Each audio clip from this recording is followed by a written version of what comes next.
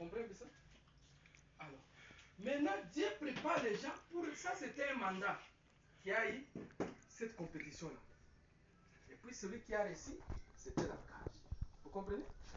Alors, la religion, c'est une plateforme, c'est une structure que Dieu met là pour préparer les gens à un nouveau mandat. Vous avez compris ça? Donc, la religion est là pour préparer les gens à un nouveau mandat. La religion, c'est comme les parties de Dieu.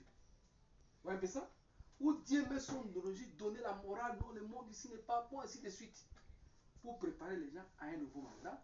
Où Adam va venir, trouver l'archange qui est en train de donner sa parole là-bas. Adam va venir aussi avec sa parole. Il y a maintenant la guerre.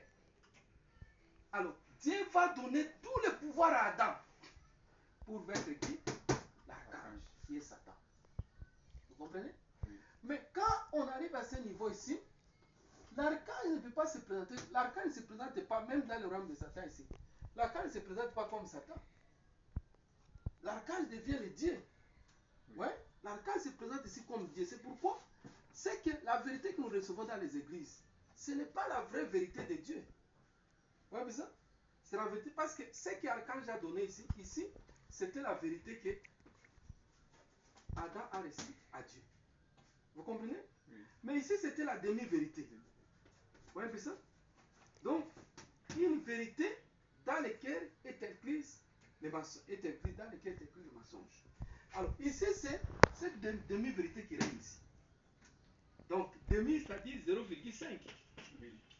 Alors, quand le prophète vient, il vient ajouter quelque chose. Celui-ci vient ajouter plus 0,1. L'autre ajoute 0, jusqu'à ce quand on arrive ici, c'est comme si on est à 0,9. Vous comprenez? Mais l'unité de la vérité totale, c'est ici. C'est Adam qui vient ici.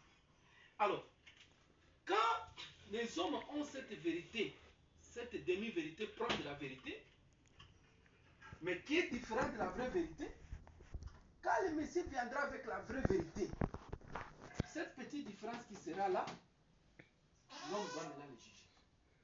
Si l'homme découvre que, parce que ça sera différent, comme l'homme, si l'homme découvre que, non, ça, on nous dit ceci, mais c'est que l'homme, cet autre ici, c'est clair. Vous voyez ça? Il est fils l'archange, il accepte Adam, on continue maintenant pour donner le pouvoir à qui? À Dieu, c'est-à-dire on fait le royaume de Dieu. Ouais? C'est-à-dire quand on dit on donne le pouvoir à Dieu, c'est que le monde maintenant règne dans le système de Dieu.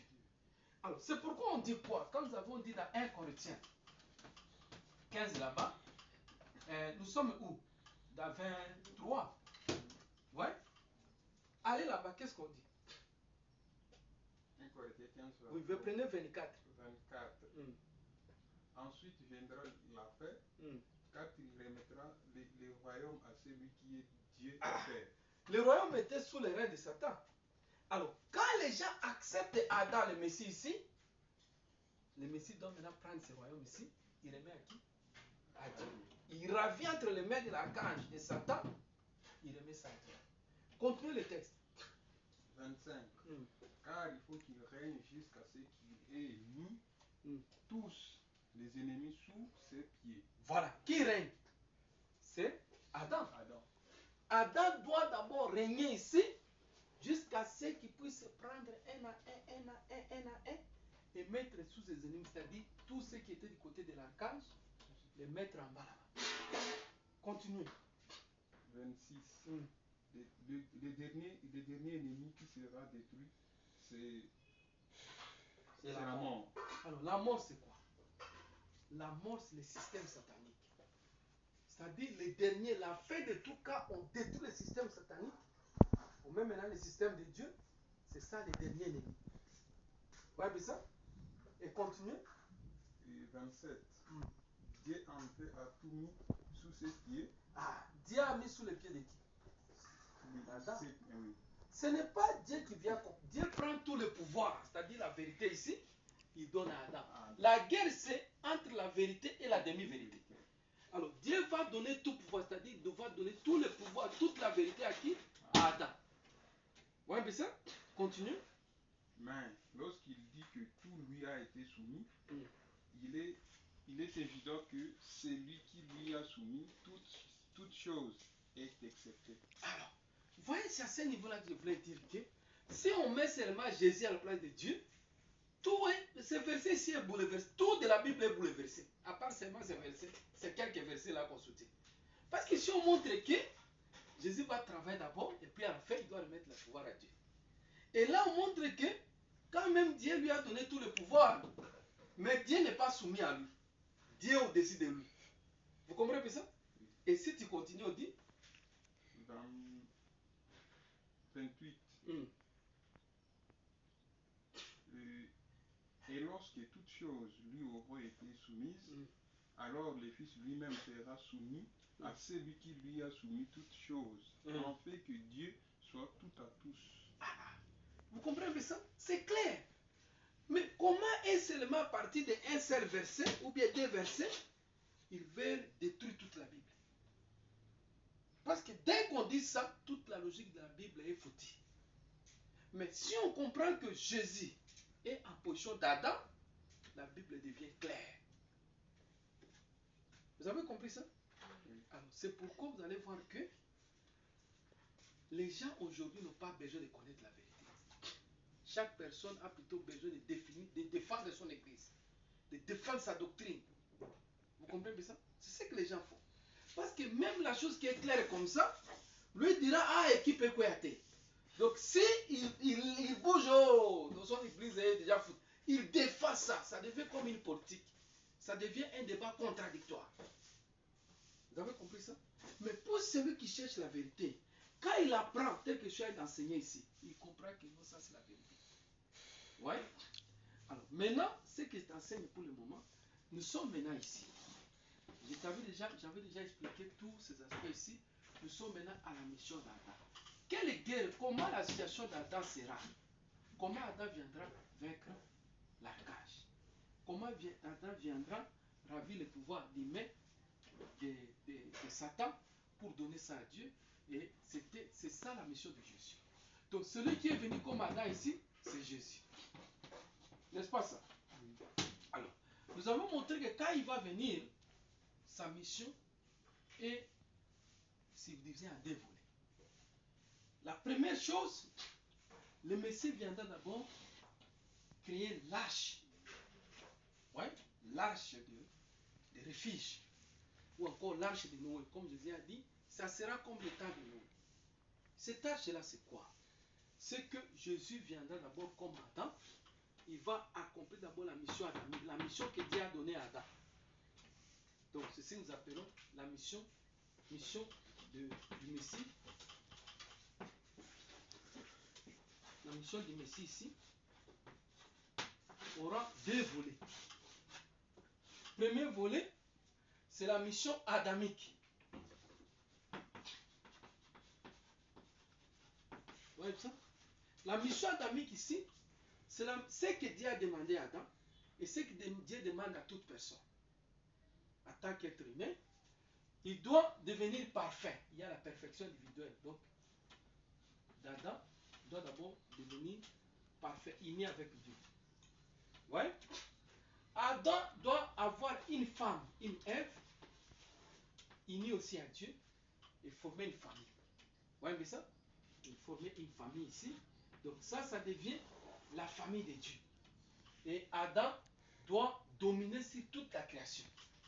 Ça, c'est la mission adamique. Alors, quand le Messie vient, ça, c'est la première chose. Alors, le monde qui va, la famille qui va créer là, les enfants qui seront nés là-bas ne seront plus les enfants alliés avec Satan. Vous voyez ça? Alors, dans ces cas, donc, à d'autres termes, je voudrais dire ceci. Pour la mission adamique, il y a Adam et Ève ici, à qui Dieu a donné la parole. Il devait obéir. C'est ce que nous avons dit. Oui. En faisant cela, Adam, uni à Dieu, Ève, unie à Dieu, ils se marient selon la volonté de Dieu et ils deviennent ici la représentation visible de Dieu. Alors, ils créent les enfants de Dieu, ils créent les familles de Dieu, ils créent les nations de Dieu jusqu'à créer le monde de Dieu. C'est ce que la mission qu'a été donnée à Adam. Mais Adam a suivi le chemin contraire. N'est-ce pas ça? Adam a été plutôt uni à Satan. Ève unie à Satan. Et c'est comme ça qu'ils se sont mariés, centrés sur Satan. Alors ils sont devenus aussi la visibilité de Satan. Satan visible. Tu vois un peu ça? Ils ont eu des enfants sataniques, des familles sataniques, nations sataniques, monde satanique. Ah, bonsoir. Tu vois un peu ça? Ça c'est le royaume de Satan. Ça c'est le royaume de Dieu. Tu vois un peu ça? Alors, Adam n'a pas fait ça. Vous comprenez ça? Oui. Alors, comme Adam n'a pas fait ça, il a fait ceci. Alors, le Messie vient comme le deuxième Adam, Adam 2, qui doit trouver aussi Ève 2. Alors, quand il trouve Ève 2, lui réalise ça. Donc, ça c'est Adam 2 et Ève 2 qui réalise ça. Vous avez compris? Oui. Et maintenant, ils vont commencer à créer un nouveau monde. Voilà pourquoi je disais, ce monde ici ne m'appartient pas. Lui, il est venu pour créer son monde, le monde de Dieu. Le monde dans lequel il appartenait, c'était le monde de Satan. Est-ce que vous comprenez? Oui. Alors, maintenant, quand il fait ça, ça c'est la mission adamique. Tu comprends bien ça? Oui. Qu'est-ce qui va arriver? Autre volet ici maintenant, c'est la mission salvatrice. Ouais? La mission salvatrice. C'est maintenant la mission. Quelles sont des missions?